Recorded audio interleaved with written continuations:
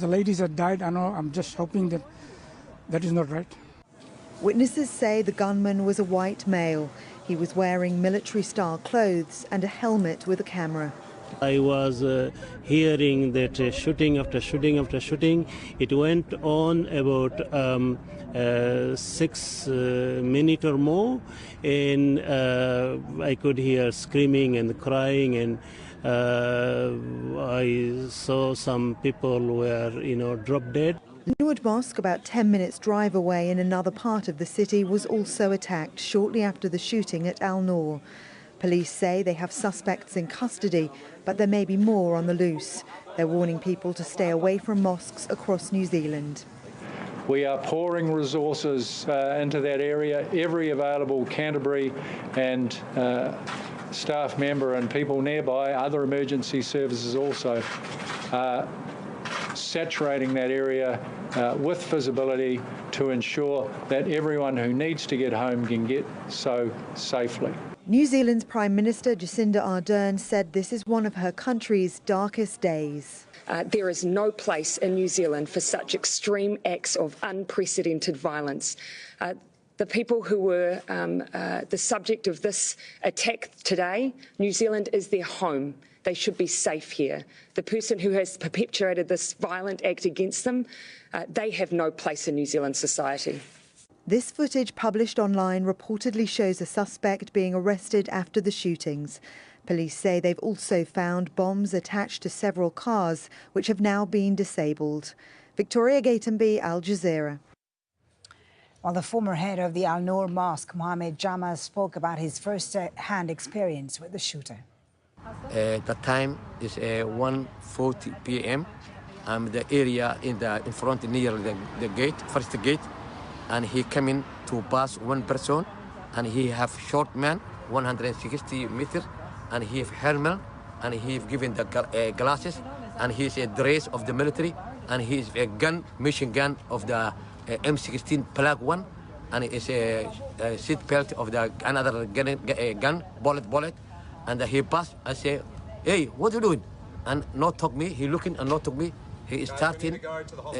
He starting shooting, and the people of the changing the shoes and the shooting, and me, I'm running.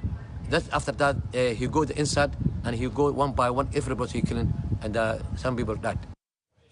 All right, we want to take you back now to Wellington in New Zealand, where the Prime Minister Jacinda Ardern is once again addressing the media. Let's take a listen. Tonight, we believe that 40 people have lost their lives in this act of extreme violence. 10 have died at Linwood Avenue Mosque, 3 of which were outside the mosque itself. A further 30 have been killed at Deans Avenue Mosque. There are also more than 20 seriously injured who are currently in Christchurch A&E. It is clear that this can now only be described as a terrorist attack. From what we know, it does appear to have been well planned. 2 explosive devices attached to suspects' vehicles have now been found and they have been disarmed. There are currently 4 individuals who have been apprehended, but 3 are connected to this attack who are currently in custody. One of which has publicly stated that they were Australian-born. These are people who I would describe as having extremist views that have absolutely no place in New Zealand and, in fact, have no place in the world. While we do not have any reason to believe at this stage that there are any other suspects, we are not assuming that at this stage. The Joint Intelligence Group has been deployed and police are putting all of their resources into this situation. The Defence Force are currently transporting additional police staff to the region. Our national security threat level has been lifted from low to high. This, I want to assure people, is to ensure that all our agencies are responding in the most appropriate way. That includes at our borders. Many of you will have seen that Air New Zealand has cancelled all turboprop flights out of Christchurch tonight and will review the situation in the morning. Jet services both domestically and internationally are continuing to operate. I say again, there is heightened security. That is, of course, so we can assure people of their safety, and the police are working hard to ensure that people are able to move around their city safely. I have spoken this evening to the Mayor of Christchurch, and I intend to speak this evening to the Imam. But I also want to send a message to those directly affected. In fact, I'm sure right now New Zealand would like me to share a message on their behalf too. Our thoughts and our prayers are with those who have been impacted today.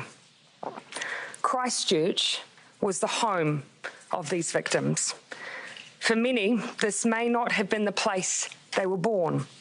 In fact, for many, New Zealand was their choice, the place they actively came to and committed themselves to, the place they were raising their families, where they were part of communities that they loved and who loved them.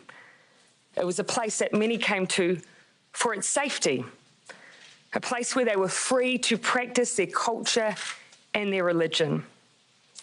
For those of you who are watching at home tonight and questioning how this could have happened here, we, New Zealand, we were not a target because we are a safe harbour for those who hate. We were not chosen for this act of violence because we condone racism, because we're an enclave for extremism. We were chosen for the very fact that we are none of these things, because we represent diversity, kindness, compassion, a home for those who share our values, refuge for those who need it. And those values, I can assure you, will not and cannot be shaken by this attack. We are a proud nation of more than 200 ethnicities, 160 languages, and amongst that diversity we share common values.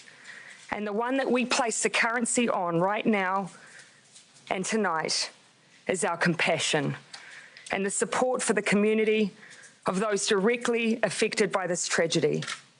And secondly, the strongest possible condemnation of the ideology of the people who did this. You may have chosen us, but we utterly reject and condemn you. Prime Minister, how did the perpetrators of this slip under the radar of the SIS and the GCSP? What I can inform you of this time that those that, as far as I'm advised, currently in custody were not on security watch lists. That I'm sure will be a question, as if they were known from a security perspective, and they were not on any active watch lists. Of course, the police are currently questioning those in custody, so beyond that there's not too much more I can say at this time. Is that good enough that they weren't on watch lists? Was this preventable? I think that gives you an indication there, at least from that in that regard, is they weren't on watch lists, so it's not a matter of someone having slipped under the radar. Again, though, it is early days. That's the assurance I can give people at this time. People are in custody, obviously being questioned. The Commissioner of Police will be giving an update again, roughly somewhere between 8 and 8:30. Those are questions that perhaps you can put to him again. Has there been too much attention on Muslim terrorist risk rather than white supremacy? I think we should be vigilant against the idea of extreme ideology and extreme violence and violent acts. The agency's been putting too much of their focus on one sector of the risk. You'll notice from the language that you hear from those who work in our intelligence and security services that their focus is on extremism, regardless of where it comes from. We need to be blind in that regard. It needs to absolutely focus on threat and ideology and extremism, because obviously that is what we have experienced here today.